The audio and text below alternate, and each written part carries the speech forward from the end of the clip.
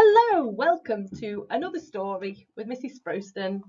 So we've got today a book called The Squirrels Who Squabbled. And squabbled means they argued. They had a bit of an argument with each other. They were bickering and it's by Rachel Bright and Jim Field. And on the blurb, I've not read this before, so I'm reading it with you as well. It says, greedy squirrels, Cyril and Bruce, both have their sights on a very special prize, the last pine nuts of the season. Uh-oh, the race is on. I wonder who's going to get it. Is it going to be Cyril or Bruce? Who's going to get the last nuts that they want? Shall we have a go and find out? So let's start reading. Oh. In a towering forest where summer had been, the cool air bit fresh and the mosses grew green.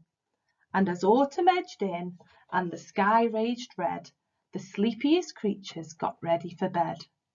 While up in a tree swung a flighty young squirrel, who everyone knew as Spontaneous Cyril.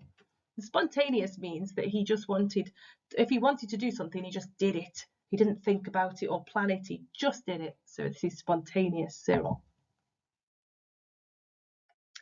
But Cyril, he lived in the now and the here. He'd adventured and parted his way through the year. So his cupboard was empty, his hollow was bare. He hadn't a mouthful of food anywhere. What's he going to do?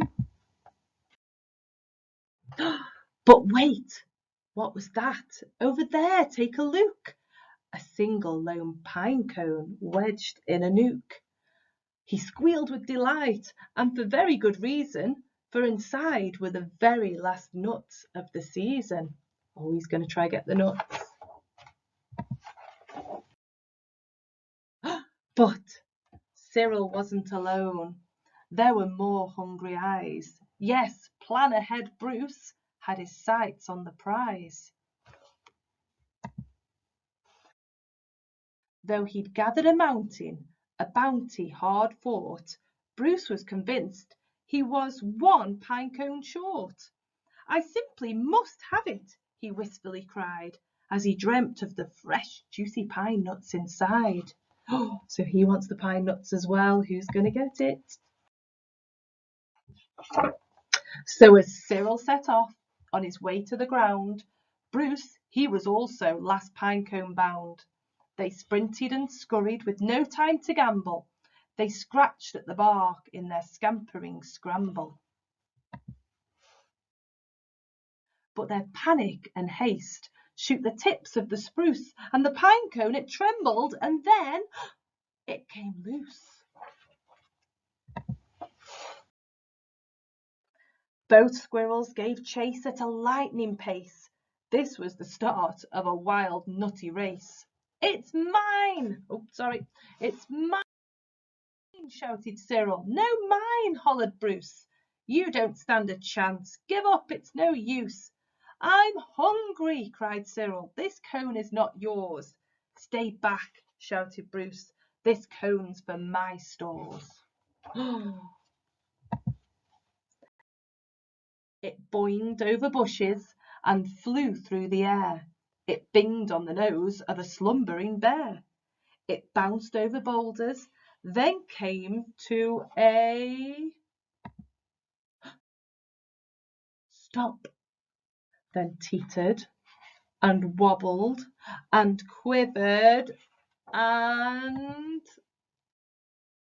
plop. Oh, has it gone in the water?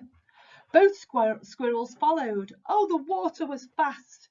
Would they learn that they needed each other at last? But each was intent on how he could win, so they didn't quite notice a bird sweeping in. What's the bird gonna do? Cyril and Bruce, they watched in dismay as their cone disappeared, up, and away. The bird's got it.